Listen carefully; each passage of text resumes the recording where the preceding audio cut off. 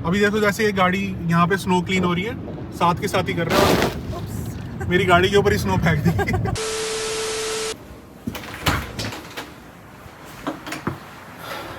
ये है कनाडा का स्नो स्टॉर्म।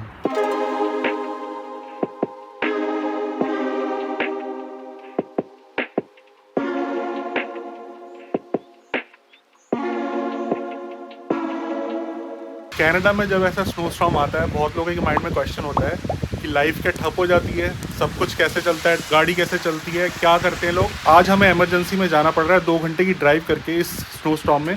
गाड़ी देख रहे हो पीछे पूरी कवर्ड है स्नो में, तो आपको पता चल जाएगा कि कनाडा में ड्राइविंग कैसी होती है, जब आपको रोड पे जाना होता है कैसे सर्वाइव कर सकते हो और कितनी डिफिकल्टी होती है। तो चलते हैं और आपको सारी टिप्स दे देंगे इस वीडियो में। आज कुछ यंत्र चाहिए होते हैं आपको, मैंने पहले भी बताया वीडियो में। सबसे सही यंत्र ये है जिससे आपको पूरा ड्राइववे क्लीन करना पड़ता है, बिकॉज अगर ये स्नो जम गई तो गाड़ी फिर निकलने में बहुत प्रॉब्लम होती है। तो फ्रेश स्नो आप हटा सकते हो, और जब आप निकल रहे हो उससे थोड़ी देर पहले गाड़ी स्टार्ट कर दो अपनी, सो दैट विंडो के ऊपर से ना आपकी स्नो मेल्ट होना शुरू हो जाएगी। गाड़ी स्टार्ट कर दी है, थोड़ा सा शॉवल करते हैं।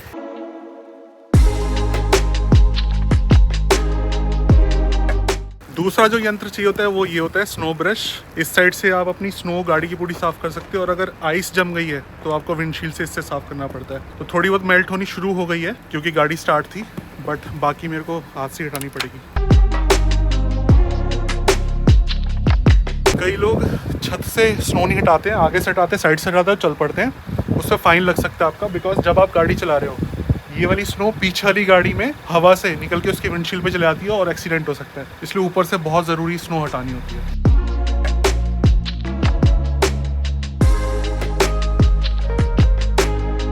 और ग्लव्स तो आपको चाहिए होते हैं। थोड़ी सी ठंड कम है, स्नो पड़ रही है ऑल्दो, बट हाँ ग्लव्स फिर भी चाहिए होते हैं। अभी मेरे हाथ सुन हो गए, गाड़ी में पड़े, पहनूंगा अभी। और हरमीत बिल्कुल स्नोमैन बन चुके हैं, उनको देखो पूरा फेस उनका वाइट हो चुका है।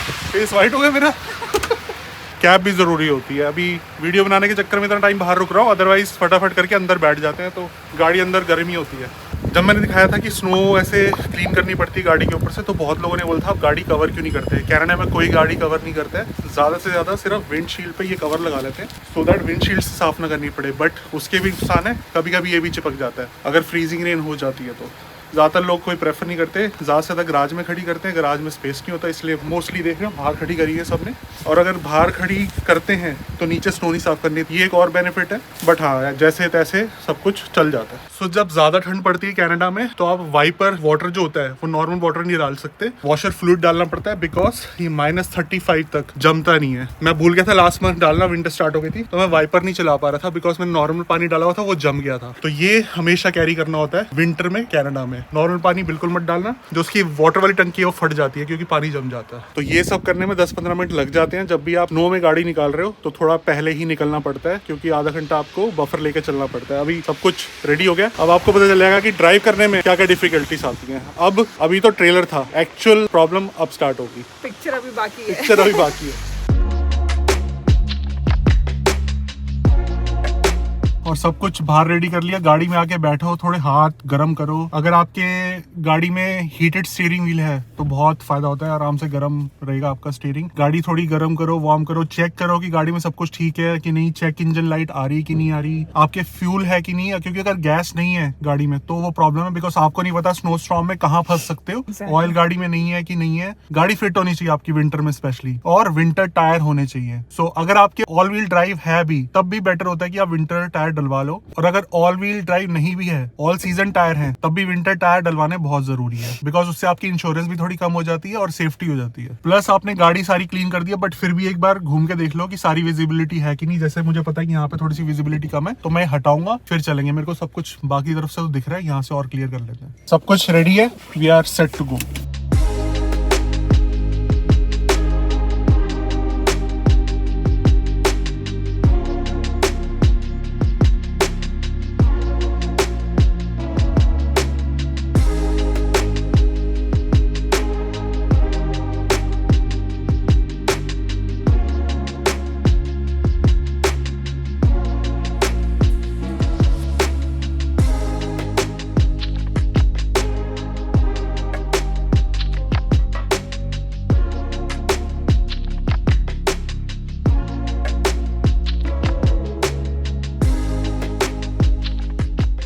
तो स्नो में स्ट्रीट में गाड़ी चलाना और हाईवे पे गाड़ी चलाने में बहुत डिफरेंस है। अभी जैसे हम स्ट्रीट से निकल के आए हैं, तो स्ट्रीट में अगर आप बिग सिटी में रहते हो तो बहुत जल्दी जल्दी स्नो क्लीन करते हैं। जैसे आप वीडियो में देख रहे हो, तो आते ही उसने स्नो क्लीन कर दी। हमारा पूरा रोड घर के आगे क्लीन था, स्नो उसमें बिल्कुल भी थी, आराम से जा सकते हो। बट ये डिपेंड करता है सिटी टू सिटी। कई सिटीज में स्ट्रीट्स पे इतनी जल्दी क्लियर नहीं करते हैं स्नो। कई लोग हमें बोलते हैं कि वैंकूवर में जैसे वहां पे एक्सपेक्ट नहीं करते कि ज्यादा स्नो पड़ती है, तो वहां पे जब स्नो पड़ती है तो थोड़ी लेट क्लीन होती है। और GTA की भी कुछ सिटीज में बहुत लेट स्नो क्लीन होती है। सो ये पता होता है लोकल्स को कि कौन सी सिटी ज्यादा डेवलप्ड है, वहां पे बहुत जल्दी जल्दी स्ट्रीट पे क्लीन हो जाती है स्नो। और हाईवेज भी वहां के बहुत जल्दी क्लियर हो जाते हैं। इसलिए लोग प्रेफर करते हैं कि वो बिग सिटीज में, डेवलप्ड सिटीज में जाके मूव हो।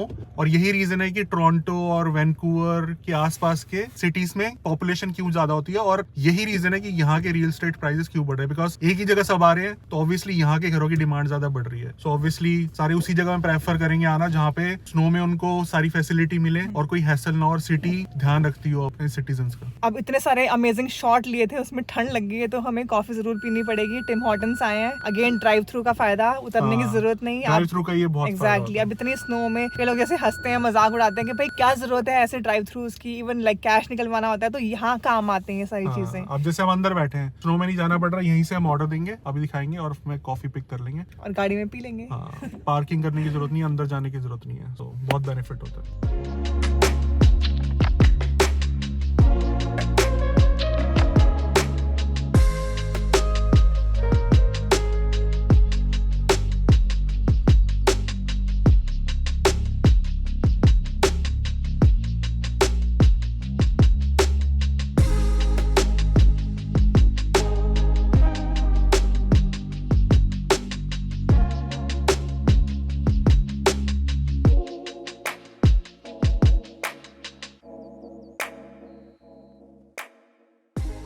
अब हाईवे पे आ चुके हैं। जैसा कि मैंने बताया कि स्ट्रीट पे गाड़ी चलाने में और हाईवे पे बहुत डिफरेंस है।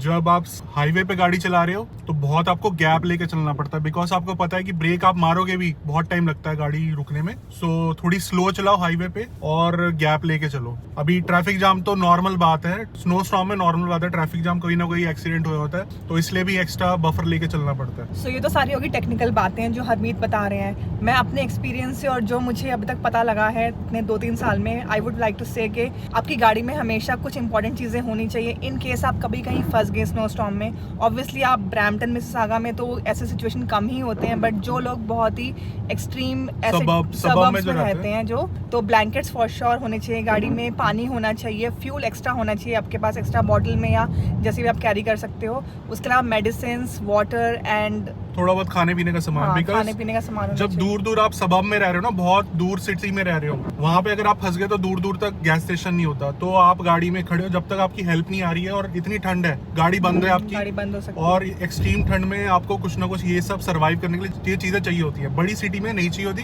बिकॉज ये देखो इतना ट्रैफिक है, यहाँ पे गाड़ी रुक भी गई तो कोई ना कोई हेल्प कर ही देगा। Another benefit of big cities, living in big city. हाँ, और कैश भी होना चाहिए। कई जगह पे आप नहीं कार्ड यूज कर सकते, तो कैश भी होना चाहिए आपके पास, हमेशा होना चाहिए। हम नहीं रखते हम रखते हैं।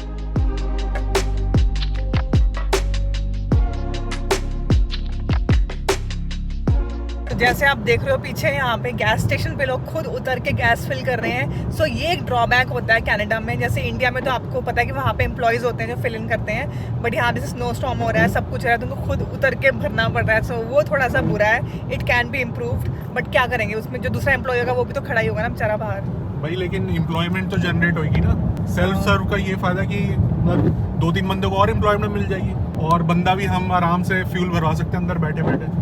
ड्राइव थ्रू है तो ये भी होना चाहिए ना, होता है कई जगह पे होता है, लेकिन मोस्टली GTA में मैंने तो नहीं देखा, मुझे तो आज तक एक भी नहीं मिला, लेकिन लोग कहते हैं होता है, बट इतना रेयर है कि वो जब आपको चाहिए कन्वीनियंस के लिए मिलता ही नहीं है। कुछ होना चाहिए कि आप ड्राइव थ्रू में ही फ्यूल भरवा सको, है ना, या तो टेस्ला ले लो फिर।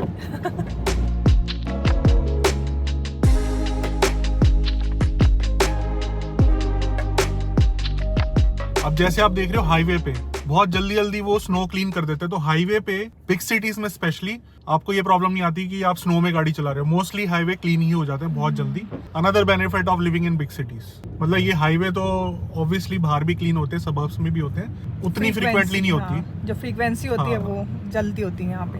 अभी देखो जैसे ये गाड़ी यहाँ पे स्नो क्लीन हो रही है, साथ के साथ ही कर रहा है, मेरी गाड़ी के ऊपर ही स्नो फेंक दी।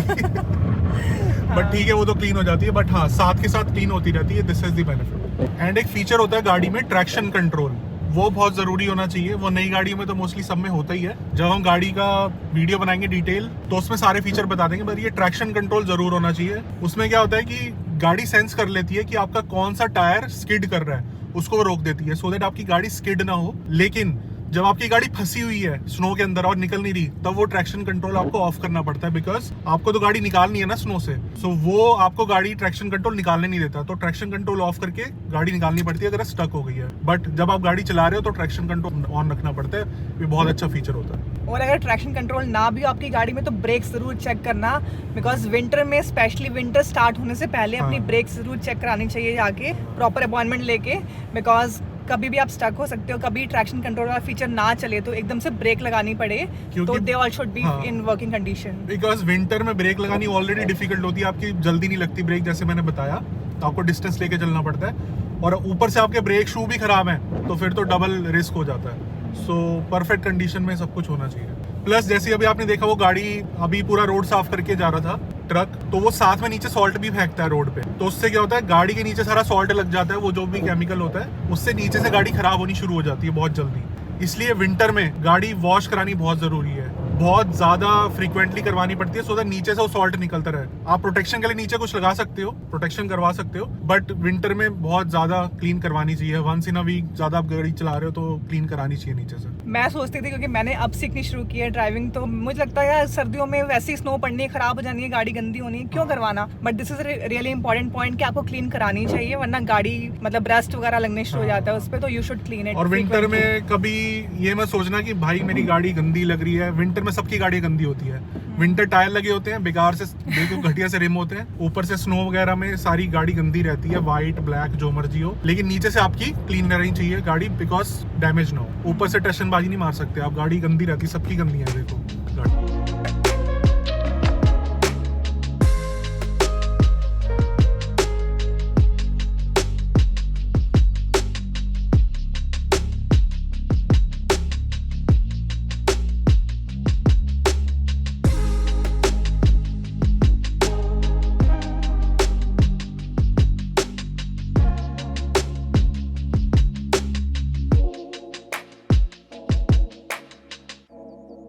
अब मैं अपने ड्राइविंग स्किल्स जो भी मैं सीख रही हूँ अभी, उससे एक और चीज़ बताना चाहती हूँ। जब विंटर में जो आपके ये वाइपर्स होते हैं, जब बहुत स्नो पड़ती है तो जब वो क्लीन करते हैं तो उनका रबर जो होता है वो कट हो जाता है। सो इसलिए आपको वो चेक करने चाहिए टाइम टू टाइम कि वो सही है, रबर वगैरह कटे तो नहीं हुए। एंड नॉर्मली लोग विंटर में चेंज कराते ही हैं, हमने कराया है। हाँ, बहुत जल्दी डैमेज हो जाता है, बिकॉज वाइप आपके जो ग्लास पे है ना स्नो जमी होती है, और वो जब वाइपर चलते हैं तो बहुत जल्दी डैमेज हो जाते हैं। सो हर साल ऑलमोस्ट 1.5 साल में चेंज कराते हैं लोग, और कई लोग डिफरेंट भी रखते हैं, समर सीजन का डिफरेंट वाइपर रखते हैं और विंटर में डिफरेंट रखते हैं और चेंज कर लेते हैं, तो ये भी जरूर चेक करना चाहिए।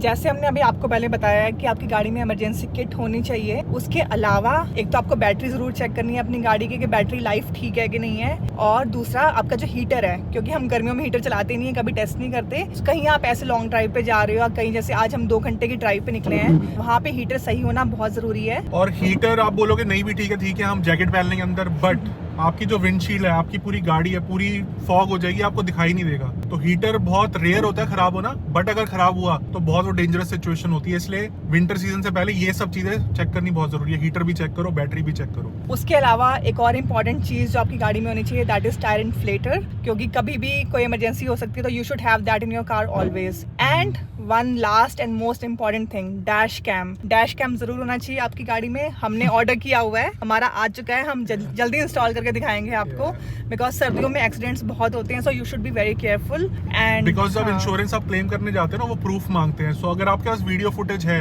अगर दूसरा बंदा आपको कह रहा है कि नहीं मेरी गलती नहीं थी, आप वीडियो फुटेज दिखा के बता सकते हो इंश्योरेंस कंपनी को कि किसकी गलती थी। सो इसलिए वो बहुत जरूरी होता है। और मैंने भी अमेजोन से मंगवाया, आने वाला मनप्रीत बहुत डांट रही है कि जल्दी लगवाओ, तो विंटर में तो लगवाना ही है। और रेकोटीन पे कुछ ऑफर चल रहा था, तो मैंने वही साइन अप करके कैशबैक लिया है, तो I put the links in description, do check that, क्योंकि आप उसके थ्रू जब परचेज करते हो कुछ भी, so you get some cashback, so why not. थोड़ा बेनिफिट $30 है साइन अप पे। हाँ, मतलब उसके अलावा एडिशनल डिस्काउंट्स भी मिलते हैं, जैसे अमेजोन पे अगर आप कुछ लेते हो तो 2% का कैशबैक भी आता है उस पर एडिशनल, सो नॉट बैड।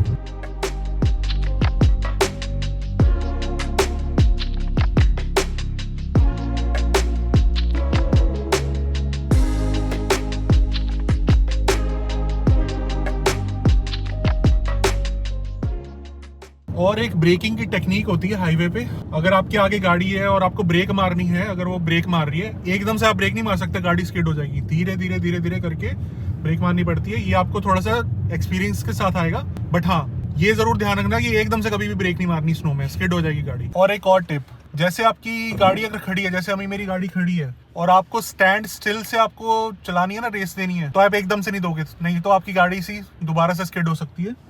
बहुत धीरे धीरे धीरे स्पीड में बढ़ानी पड़ती है गाड़ी जब आपकी रेड लाइट पे रुकी हुई है, नहीं तो स्किड होने के पूरे पूरे चांस है। आप जैसे मैं रुका हूं, आराम से देखूंगा और गैप लेके मैं मोड़ूंगा, बिकॉज जल्दीबाजी में कोई स्नो में कोई जल्दीबाजी है ही नहीं। जल्दीबाजी में आप गाड़ी चला रहे हो, इसका मतलब रिस्क है। लेन चेंज कर रहे हो और जल्दी स्टॉप साइन से निकल रहे हो, रेड लाइट से जल्दी निकलनी है, मैं येलो पे निकल जाऊं, ये रिस्क है। स्नो में बहुत बड़ा रिस्क है।